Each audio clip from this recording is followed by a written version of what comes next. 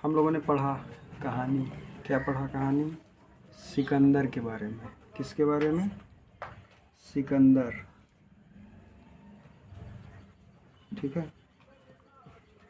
और एक भारत का राजा पुरु या राजा पोरस। राजा पोरस। ठीक है, जिन्हें पुरु के नाम से जाना जाता था। किस नाम से? पुरु। रा पर छुटाऊ की मात्रा है। ठीक है, ये सिकंदर और ये राजा पुरु। सिकंदर और राजा पुरु की कहानी हम लोग पढ़ चुके हैं। इन दोनों लोगों के बीच में युद्ध हुआ। सिकंदर की सेना जीत जाती है, लेकिन अंतिम जीत राजा पुरु की होती है। क्यों? क्योंकि सिकंदर पुरु को जब पकड़वाता है अपने सैनिकों के द्वारा, फिर सवाल करता है कि आपके साथ कैसा व्यवहार किया जाए, तो राजा पुरु जवाब देते हैं कि वैसा ही जैसा एक राजा दूसरे के साथ व्यवहार करता है। और ऐसा सुन करके सिकंदर खुश हो जाता है। पुरु के संपूर्ण राज्य को जो सिकंदर जीत लेता है वापस कर देता है। और सिकंदर और पुरु में क्या होती है? मित्रता हो जाती है। ये हमने प्लस का निशान लगा दिया। ठीक, मतलब मित्रता हो गई। अब ये जो सिकंदर हैं, ये यूरोप महाद्वीप के थे। कहाँ के? यूरोप के। ठीक, आप जानते हैं कि विश्व में 7 महाद्वीप हैं। कितने महाद्वीप हैं? 7 महाद्वीप। यूरोप में एक देश था यूनान।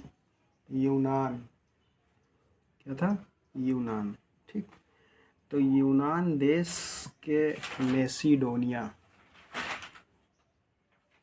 यूनान देश के मेसिडोनिया एक राज्य पड़ता है, वहाँ का रहने वाला था। कौन? सिकंदर। और विश्व को जीतने के इरादे से निकला, विशाल सेना लेकर के छोटे छोटे राजाओं को हराता हुआ सिंधु नदी के किनारे पहुंचा। कौन सी नदी? सिंधु नदी। ये जो सिंधु नदी है, यह भारत और पाकिस्तान का बंटवारा करती है। ठीक है, इधर क्या है? पाकिस्तान, वर्तमान की बात हम कर रहे हैं, और इधर क्या है? भारत। ठीक, ये विभाजक का काम करती है। कौन सी नदी? सिंधु नदी। भारत और पाकिस्तान के बीच में, ये वर्तमान की बात है। तो सिंधु नदी के किनारे तक पहुंचा। कौन पहुंचा? सिकंदर पहुंचा। ठीक, और आक्रमण करने के लिए एक राजा था तक्षशिला का। कहाँ का राजा? तक्षशिला। तक्षशिला का राजा था आम्भी। क्या नाम था उसका? आम्भी। तो इसने क्या किया था? इसने जो है भारत पर आक्रमण करने के लिए सिकंदर को एक तरफ से न्योता दे दिया।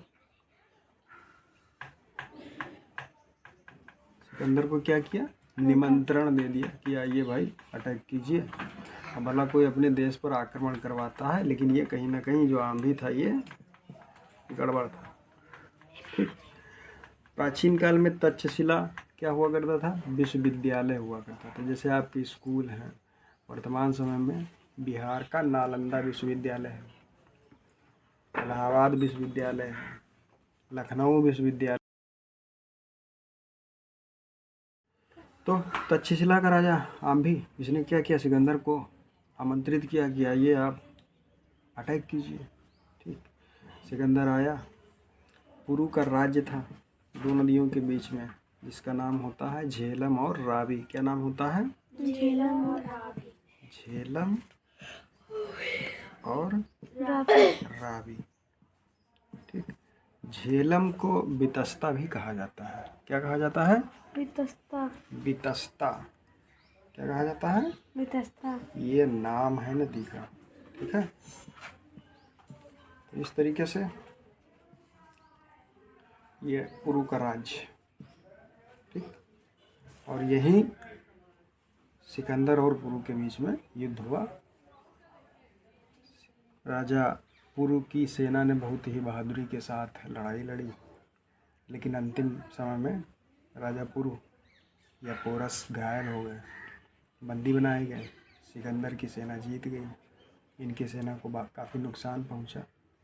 और अंतिम समय में फिर एक सवाल के जवाब में दोस्ती हो जाती है। किससे?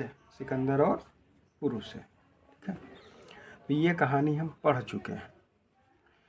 अब हमको जानना है कि सिकंदर ने भारत पर जो आक्रमण किया उसका प्रभाव क्या पड़ा। ठीक है, हम जानेंगे कि सिकंदर के आक्रमण का भारत पर प्रभाव क्या पड़ा, इसको जानना है हमको। सिकंदर के आक्रमण का प्रभाव, ठीक, ये जानना। देखिए, सिकंदर सिंधु नदी तक तो आया ना, इसके बाद वापस चला जाता है। क्यों चला जाता है? क्योंकि उस समय भारत में जो नंद वंश का एक शासक होता है, धननंद जिसका नाम होता है, उसके पास में बहुत विशाल सेना होती है, बहुत बड़ी सेना। और ऐसा कहा जाता है कि डर के वजह से सिकंदर वापस चला गया। और ये भी कहा जाता है कि विश्व को जीतने से सिकंदर निकला था, तो सिकंदर के सैनिक लड़ते लड़ते लड़ते लड़ते थक चुके थे, इसलिए भी वह वापस चले गए। ठीक है, तो दो कारण बताए जाते हैं। तो सिकंदर के आक्रमण का या सिकंदर के आने का क्या प्रभाव पड़ा, कहाँ? हमारे देश भारत पर।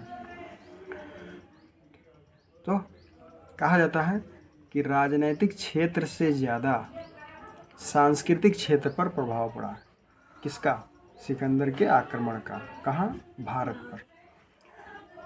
सिकंदर आता है 326 ईसा पूर्व में। कब आता है? 326 ईसा पूर्व में। और 326 ईसा पूर्व से ही क्या होता है? भारत का जो इतिहास होता है या जो भारतीय इतिहास की तिथि होती है उसको निर्धारित किया जाता है। तिथि का निर्धारण हो जाता है।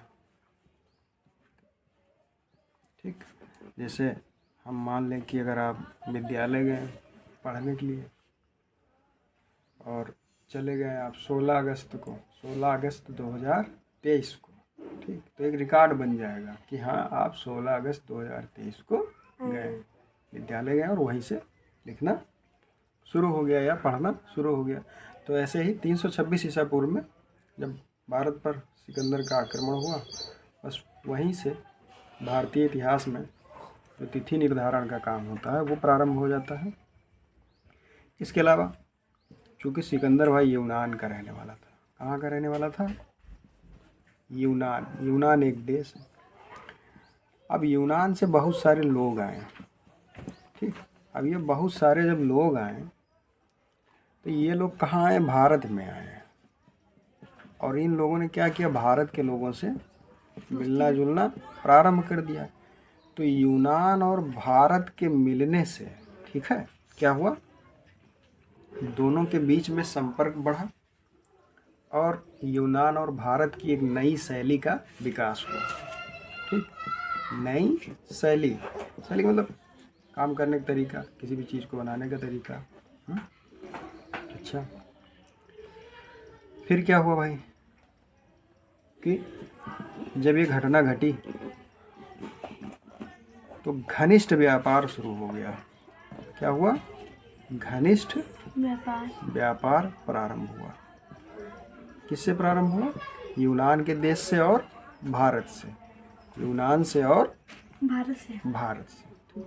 तो घनिष्ठ व्यापार के संबंध बने। घनिष्ठ मतलब बहुत अच्छा, गहरा। इसके अलावा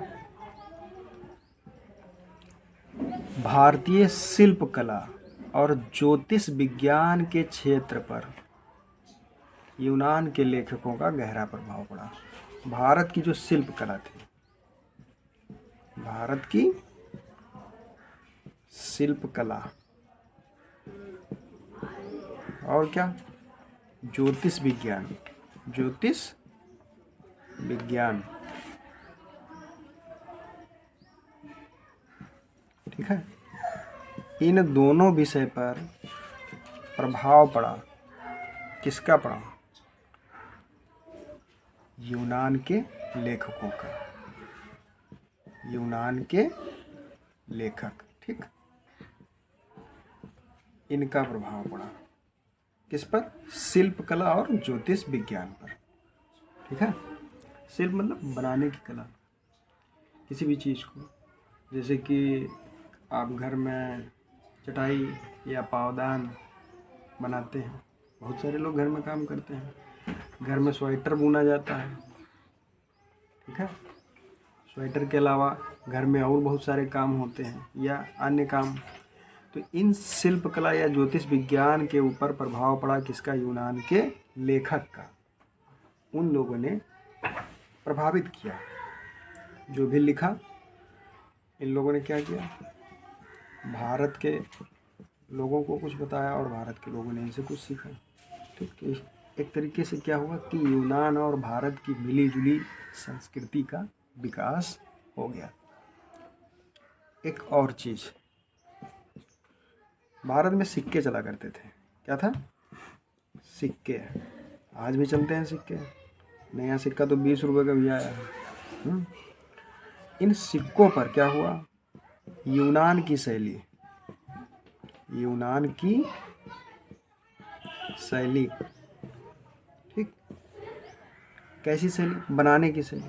सिक्कों को जो बनाने का तरीका था, तो इन सिक्कों पर प्रभाव पड़ा। किसका पड़ा प्रभाव?